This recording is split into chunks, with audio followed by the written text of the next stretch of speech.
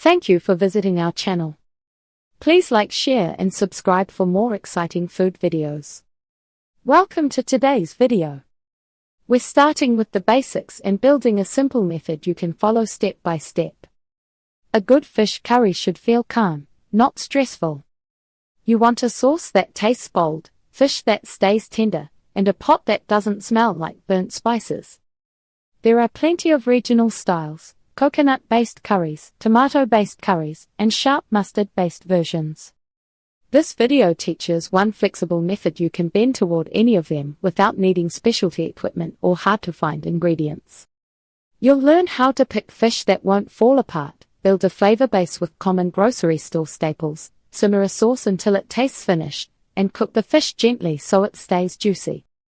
You'll also get easy swaps for spice level, plus serving and storage tips that make leftovers worth looking forward to. Start with the right fish and a few smart ingredients. Fish curry is fast, but it rewards a little planning. The biggest win is choosing fish that can handle simmering. The second win is building a sauce with enough salt, fat, acid, and spice so it doesn't taste flat. For shopping in a typical US grocery store, look for fresh or frozen fish with a clean smell and firm texture. Frozen can be great for curry because it's often frozen right after catching. Thaw overnight in the fridge, then pat dry so it browns less and poaches more cleanly. A few ingredients do most of the heavy lifting. Onion builds sweetness and body. Garlic and ginger add bite and warmth.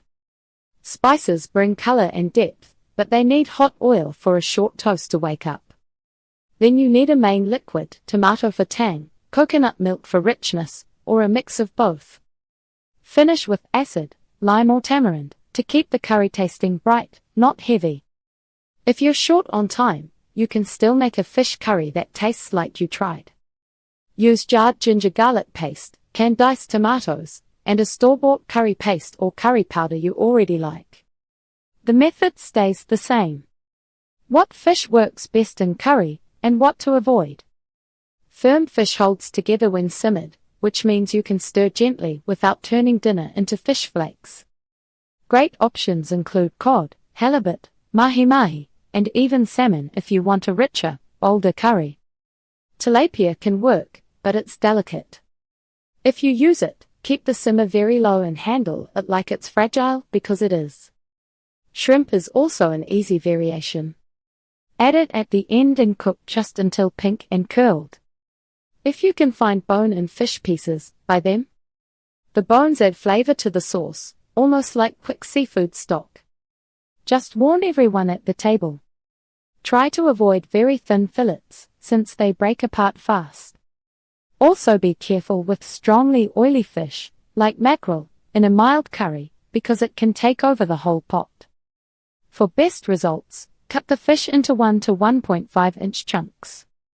Smaller pieces overcook quickly, larger pieces can be harder to heat through before the sauce reduces. The flavor base that makes it taste like real curry. Think of the sauce as a balanced team, not one loud ingredient. Onion gives sweetness and helps thicken the curry as it softens. Garlic and ginger add sharp, savory heat that makes the sauce smell cooked, not raw. Spices, curry powder or turmeric plus cumin and coriander, add color and that familiar curry taste. Toasting them briefly in oil keeps them from tasting dusty. Chili controls heat. Fresh chili, chili flakes, or cayenne all work. Tomato or coconut milk forms the body of the sauce. Tomato brings tang, coconut milk brings smooth richness. Acid, lime juice or a small amount of tamarind wakes everything up right before serving. That's it for part 1. We've covered the foundation and key steps to get started. Stay tuned for part 2. Thank you for watching. Please remember to like, share and subscribe.